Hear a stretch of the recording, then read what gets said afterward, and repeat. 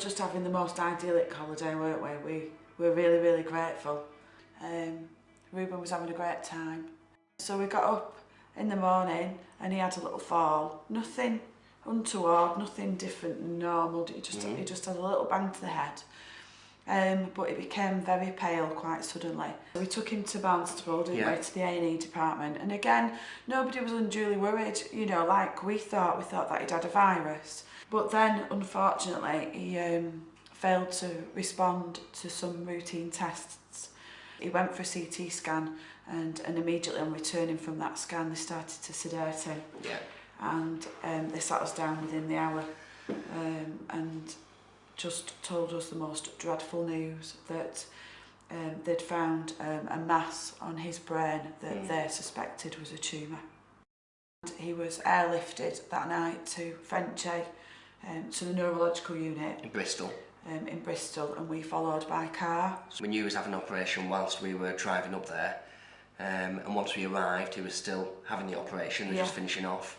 They'd found a tumour that was 5 centimetres in depth and diameter. Basically it was the size of a satsuma in his little brain. I mean, he was only 23 months and the size of a satsuma, you can imagine how big it must have been. Yeah, and then the next morning we got down to the intensive care unit to find that through the night he'd taken a turn for the worst. His organs had started to fail. On the Friday he was moved from Frenchay to Bristol Royal Children's Hospital to give his organs a chance to fight back and get to the strength that they needed to be in order for them to do the big operation. We were surrounded by family and friends, godparents, and we experienced the Click House, didn't we, for one night. And that was a real splendid home from home for families of children with cancers and leukemias, and that was to be a turning point for our journey, because around that time we also discovered that due to the tumour being a cancerous, rare aggressive cancerous tumour, we wouldn't be able to donate his organs. The next day a meeting was held that there was no fight to be had. Reuben was really up against it. He had this huge tumour that we'd subsequently just found out was cancerous. It was a very rare, very aggressive cancer.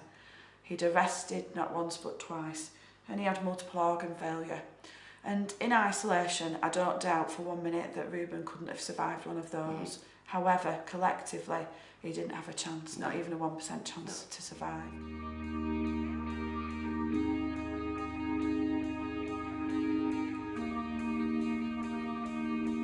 Talked in the hospital about setting up a charity, and she'd come up with the name Reuben's Retreat.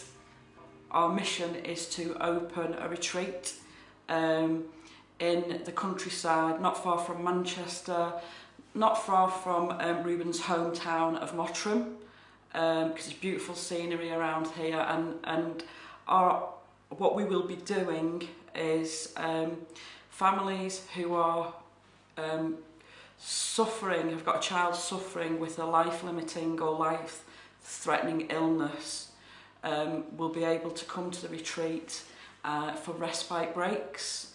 So it's really, really hard when children are suffering with cancer and so on to go on holiday and so on. So they'll be able to come to relax, to recharge, to rebuild and to remember. By July 2014, our goal is to have reached a minimum of £1 million. We've got a massive team of supporters out there. We call them Virtual Team Reuben. So we've got people all over the country doing things for us. So if you think you've got anything, no matter how small, that can help us, please get in touch.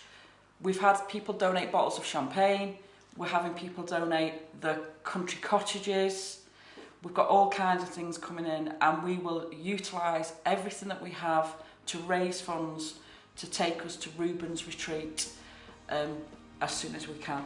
Thank you so much, everybody, and keep it going.